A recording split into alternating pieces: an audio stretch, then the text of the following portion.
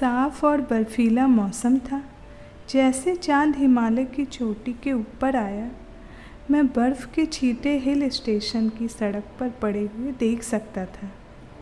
मैं बिस्तर पर ही खुश रहता, मेरे बगल एक किताब और गर्म पानी की बोतल के साथ। मगर मैंने कपाड़ियाज से वादा किया था कि मैं उनकी पार्टी में आऊँगा, और मुझे लगा कि ये बहुत रूड होगा अगर मैं अपने वादे से मुकर गया। मैंने 2 स्वेटर डाले, एक पुराना फुटबॉल स्कार्फ और एक ओवरकोट, और चल पड़ा चांद से रोशन सड़क पर। कुछ 1 मील का रास्ता था कपाड़ियाज के घर तक, और मैं आधे रास्ते आ चुका था जब मैंने सड़क के बीच एक लड़की को खड़ा देखा। वो रही होगी 16 या 17 साल की। वो बहुत ही पुराने ज़माने की लग रही थी, लंबे बाल कमर तक छूते हुए और एक सीक्वेंट ड्रेस गुलाबी और लैवेंडर, जिसने मुझे मेरी दादी की फैमिली एल्बम की तस्वीरों की याद दिला दी। जब मैं पास गया, मैंने देखा कि उसकी आंखें बहुत प्यारी थी और एक दिल जीतने वाली मुस्कान। मैंने उससे कहा, गुड इवनिंग, यह रात बहुत ठंडी है बाहर रहने के लिए। उस लड़की ने मुझसे पूछा, क्या तुम पार्टी में जा रहे हो? हाँ, और मैं तुम्हारी प्यारी ड्रेस से देख सकता हूँ कि तुम भी पार्टी में जा रही हो। साथ चलो, हम बस पहुँच गए। वह मेरे साथ चलने लगी और जल्द ही हमें देवदार के पेड़ों से आती हुई कपाड़ियाज के घर की रोशनी दिखी। उस लड़की ने मुझे बताया कि उसका नाम जूली है। मैंने उसे पहले कभी नहीं देखा, पर मुझे हिल स्टेशन आए हुए अभी कुछ महीने ही हुए थे। पार्टी में काफ़ी भीड़ थी और कोई भी जूली को नहीं जानता था। सभी को लगा कि वह मेरी दोस्त है। मैंने भी इनकार नहीं किया। ज़रूर ही वो कोई थी जो अकेला महसूस कर रही थी और लोगों के साथ घुलना मिलना चाहती थी।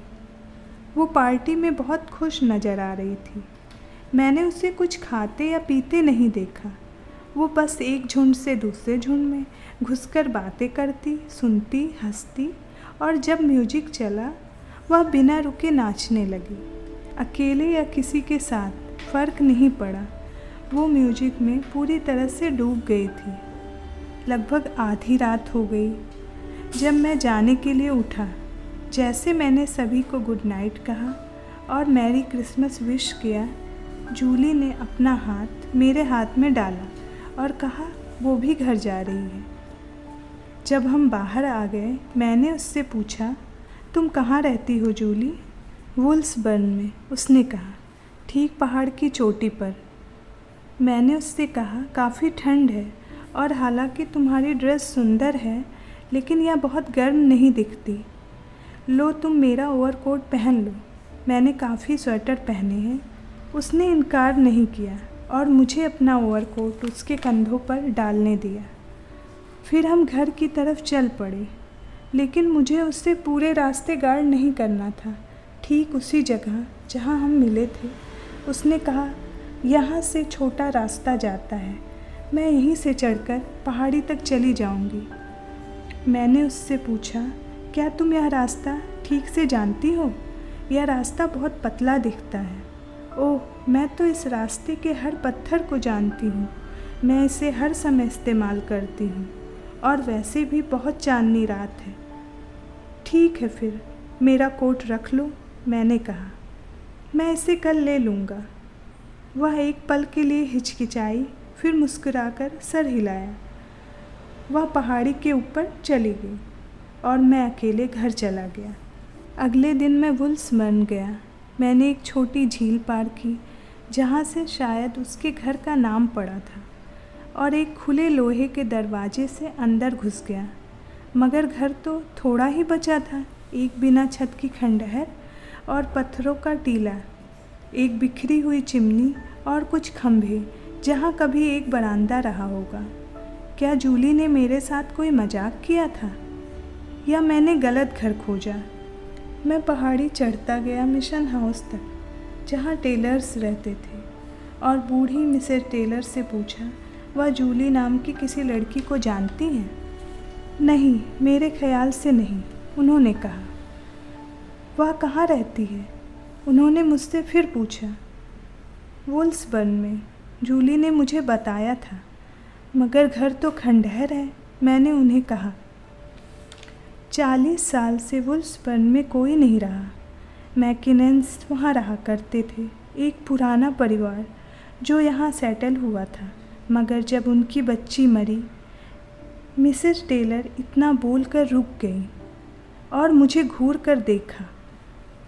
फिर बोला, मुझे लगता है उसका नाम जूली था। वैसे जब वह मरी, उन्होंने घर बेच दिया और चले गए। कोई भी यहाँ फिर नहीं रहा और यह जगह खंडहर बन गई। मगर यह वो जूली नहीं हो सकती जिसकी तुम तलाश कर रहे हो। वह तो टीबी से मर गई थी। उन दिनों इस बीमारी का कोई इलाज नहीं था। उसकी कब्र ठीक नीचे की सड़क के कब्रिस्तान में है।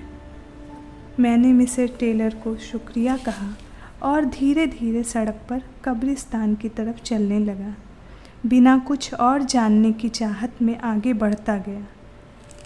देवदार के पेड़ों के नीचे एक छोटा सा कब्रिस्तान था।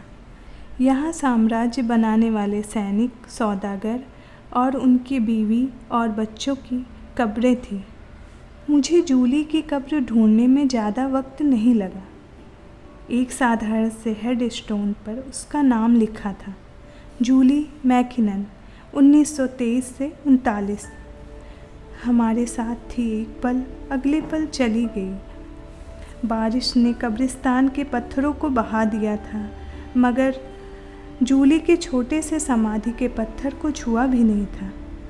जब मैं जाने के लिए मुड़ा, मुझे हेड स्टोन के पीछे कुछ परिचित सा दिखा। मैं जूली के कब्र के और पास गया तो देखा घास पर सरीके से तह किया हुआ रखा था मेरा ओवरकोट। कोई थैंक यू नोट नहीं था, मगर कुछ मुलायम और अदृश्य मेरा गाल छू कर गया और मुझे पता था कि कोई मेरा आभार प्रकट करना चाहता है।